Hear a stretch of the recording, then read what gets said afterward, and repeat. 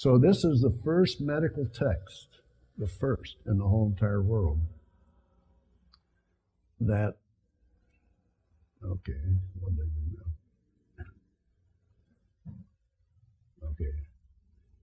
now? Okay. Discuss the cardiovascular system, the first text.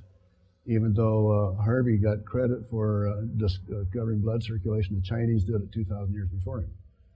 So it was not just circulation, it was circulation of inhaled air, qi, nutrients, ying, sorted by small intestine veins, also originally discovered by the Chinese 2,000 years before it was discovered in Europe. Hormones and immune substances, which can lead circulation and drain back into the lymphatic system. The first description of the lymphatic system. This wasn't talked about in Europe until the late 1800s. So the Chinese were 2,000 years ahead of everybody. They described the brain, the spinal cord, and peripheral nerves. And everyone will tell you, oh, the Chinese didn't know about nerves. They did post-mortem dissection studies to find out why people died, and also to measure all the vessels, and they had a standard procedure. They had to measure all the vessels, the contents of the vessels. They had to measure the size and weight of the organs to determine why this person died. So it's hard to cut open the body and not discover the spinal cord. And the other thing is, you know, they eat, they're carnivores, you know, just like a lot of Americans. They're slaughtering all kinds of animals. All the other animals have the same thing. They have a brain, they have a spinal cord, and they have peripheral nerves. So it's kind of insulting to say, well, the Chinese didn't know about this stuff. What else did they discover? Longitudinal organization of the body with segmental dominance. Now this is fundamental to every vertebrate that ever lived. It actually is even older. It dates back to the flatworm 600 million years ago, and in all vertebrates for about 600 million years. Now, why is this important?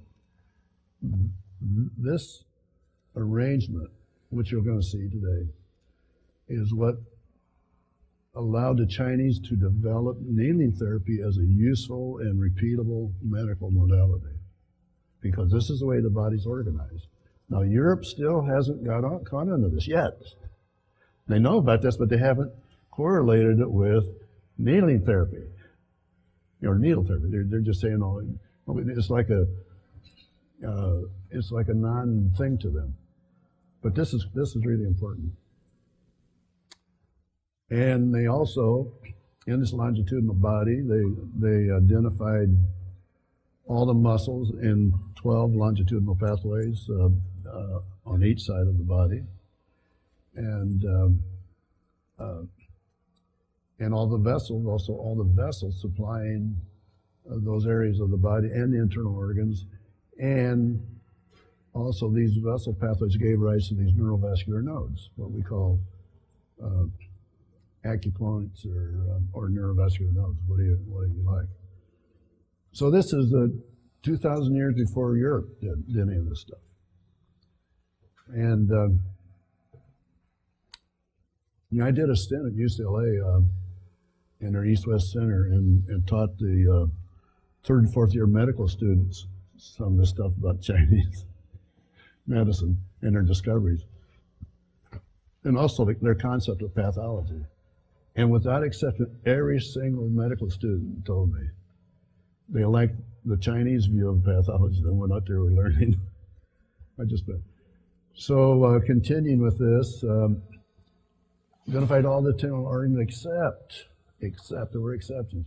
Didn't understand the function of the spleen, and failed entirely to understand the function of the pancreas. Now, what do we see in acupuncture training? They assign metabolic control and stuff to the spleen. The spleen doesn't have any control from metabolism. Spleen is an organ, it's an immune organ and a blood organ. It has nothing to do with the stomach. But the pancreas, which lies below the stomach, the Chinese missed that. Now, they didn't miss it entirely because with the spleen, when they weighed the spleen, they weighed the pancreas with it. They said the spleen includes this 0.5 kilo of fat. And they thought it was a cushion to keep the stomach from pressing on the spleen veins which go under the stomach. And it wasn't until 1889 that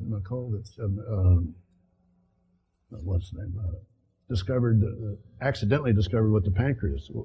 He was doing experiments with some dogs on some other thing, and so to start off, he took their pancreas out, and all of a sudden this one dog developed obvious signs of diabetes, and he recognized what it was.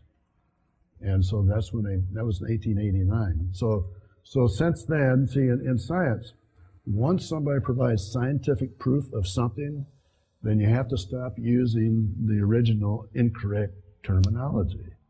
So then you can't relate the spleen to the stomach, you have to relate the pancreas to the stomach. And it's only half of the pancreas, because it has two functions. It has the stuff related to metabolism, then it also has an endocrine, because it has hormones. So it's a complex organ. So anything you've been calling spleen, especially if you're talking to a medical doctor, they know right away you don't know anything about anatomy or physiology. You don't know anything about physiology. You say the spleen controls metabolism, they won't even talk to you. If you're working for them, they'll fire you. Or if you're trying to work for them, you'll kicked out because you're not speaking medical terminology.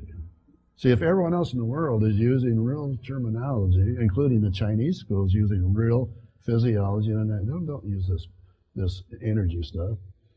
And the other thing is, and I just shared with graduates from certain approved schools, Chinese medicine schools in China,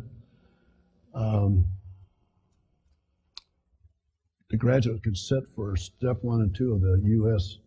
medical licensing examination and get into third-year internship in an American university. Now, you know of any acupuncturists that can do that? Graduates from our schools? No.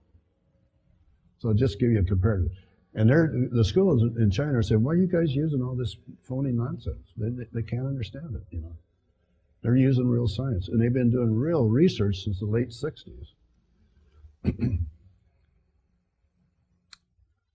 Now, they didn't describe any of the endocrine glands except the testes and the ovaries, but he did include their functions as vitalities and emotional contributions with specific viscera. And those, what you see today, do correlate quite well. So, despite the fact they actually never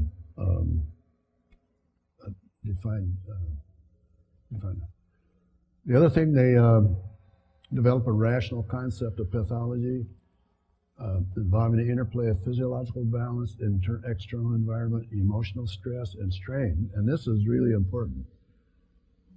This was years. In fact, this didn't even become into Western medicine until the 19th century. Emotional stress and strain. That's one of the things, reason I got into this business, because I was trying to get information on this.